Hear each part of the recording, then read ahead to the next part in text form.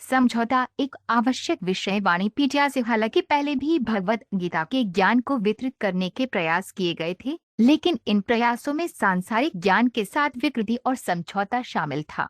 लेकिन अब कृष्ण चेतना आंदोलन सांसारिक समझौतों के बिना भगवत गीता को वैसे ही वितरित कर रहा है और लोग कृष्ण चेतना को जागृत करने और भगवान कृष्ण के भक्त बनने का लाभ उठा रहे हैं।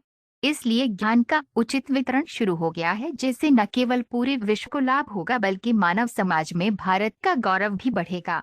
कंस ने अपने घर भोजनगृह में कृष्ण चेतना को रोकने की कोशिश की, जिसके परिणाम स्वरूप कंस अपने सभी ऐश्वर्यों के साथ बाद में परास्त हो गया।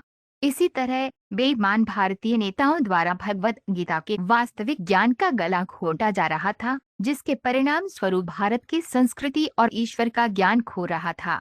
हालांकि अब क्योंकि कृष्ण चेतना फैल रही है, भगवत गीता के उचित उपयोग का प्रयास किया जा रहा है।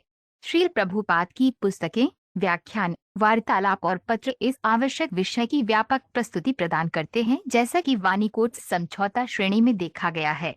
उनकी पुस्तकों का एक परिचय निम्नलिखित 8 उद्धरणों में दिया गया है। श्रील प्रभुपाद की पुस्तकों से उद्धरण: यदि कोई उपदेश देना बंद कर देता है और एक एकांत स्थान पर बैठ जाता है, तो वह भौतिक गतिविधि में संलग्न होता है। यदि कोई मायावादियों के साथ समझौता करना चाहता है, तो वह भी भौतिक गतिविधि में लगा हुआ है। एक भक्त को कभी भी अभक्तों के साथ समझौता नहीं करना चाहिए। एक पेशेवर गुरुवार, रहस्यवादी, योगी या चमत्कारी व्यक्ति के रूप में कार्य करके कोई आम जनता को धोखा दे सकता है और एक अद्भुत रहस्यवादी के रूप में प्रसिद्धि प्राप्त कर सकता है, लेकिन ये सब हृदय के भीतर धूल, भूसे और रेत के कण माना जाता है। चैतन्य चरितामृत, मध्य लीला 12.135। बौद्ध दर्शन के प्रभावों को दूर करने और वेदांत दर्शन का प्रसार करने के लिए श्रीपाद शंकराचार्य को बौद्ध दर्शन के साथ कुछ समझौता करना पड़ा और इस तरह उन्होंने अद्वैतवाद के दर्शन का प्रचार किया, क्योंकि उस समय इसकी आवश्यकता थी। अन्यथा उनके मायावाद दर्शन के प्रचार की कोई आवश्यकता नहीं थी। वर्तमान समय में मायावाद दर्शन या बौद्ध दर्शन की कोई आवश्यकता नहीं है और भगवान चैतन्य ने दोनों को अस्वीकार कर दिया। श्रीमद्भागवत 4.24-17। जिस व्यक्ति ने कलकत्ता के लिए टिकट खरीदा है वह कलकत्ता तो पहुंच सकता है, परंतु बम्बई नहीं।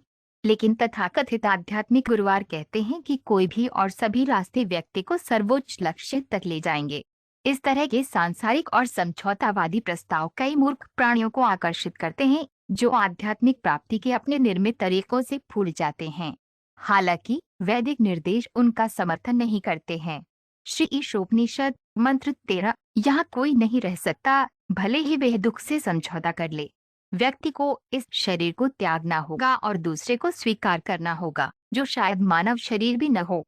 जैसे ही किसी को भौतिक शरीर मिलता है, वह देहभृत्य या देही बन जाता है। दूसरे शब्दों में, वह सभी भौतिक परिस्थितियों के अधीन है। समाज के नेताओं को इतना आदर्श होना चाहिए कि उनका अनुसरण करके व्यक्ति भौतिक अस्तित्व के चंगुल से मुक्त हो सके। श्रीमद्भागवत 5.4-15। हालांकि पहले भी भगवत गीता के ज्ञान को वितरित करने के प्रयास किए गए थे, लेकिन इन प्रयासों में सांसारिक ज्ञान के साथ विकृति और समझौता शामिल था। लेकिन अब कृष्ण चेतना आंदोलन बिना किसी सांसारिक समझौते के भगवत गीता को वैसे ही वितरित कर रहा है और लोग कृष्ण चेतना को जागृत करने और भगवान कृष्ण के भक्त बनने का लाभ उठा रहे हैं। श्रीमद्भागवत 10.2-19। कोई अपने दर्शन या आध्यात्मिक जीवन के संबंध में भक्तों के साथ समझौता करके सांसारिक प्रतिष्ठा की इच्छा कर सकता है, या कोई वंशानुगत जाति व्यवस्था का समर्थक बन सकता है। ये सभी व्यक्तिगत इंद्रिय तृप्ति के नुकसान हैं। केवल कुछ निर्दोष लोगों को धोखा देने के लिए कोई व्यक्ति उन्नत आध्यात्मिक जीवन का दिखावा करता है और साधु, महात्मा या धार्मिक व्यक्ति के रूप में जाना जाता है। इसका मतलब ये है कि तथाकथित भक्त इन सभी अवंचित लताओं का शिकार हो गया है और वास्तविक लता, भक्ति लता, अवरुद्ध हो गई है। चैतन्य चरितामृत, मध्य लीला 19.160। इसलिए संजय निराश राजा को प्रोत्साहित करना चाहते थे और इस तरह उन्हें आश्वासन दिया कि उनके बेटे पवित्र स्थान के प्रभाव में किसी भी प्रकार का समझौता नहीं करेंगे। इसलिए संजय ने राजा को सूचित किया कि उनका पुत्र दुर्योधन पांडवों की सैन्य शक्ति को देखने के बाद तुरंत सेनापति द्रोणाचार्य के पास गया, ताकि उन्हें वास्तविक स्थिति की जानकारी मिल सके।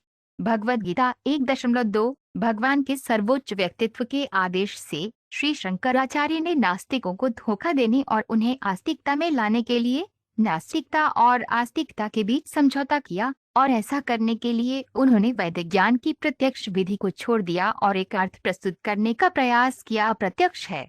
इसी उद्देश्य से उन्होंने वेदांत सूत्र पर अपनी शारीरिक भाष्य लिखी। चैतन्य चरितामृत आदि लीला 7.110।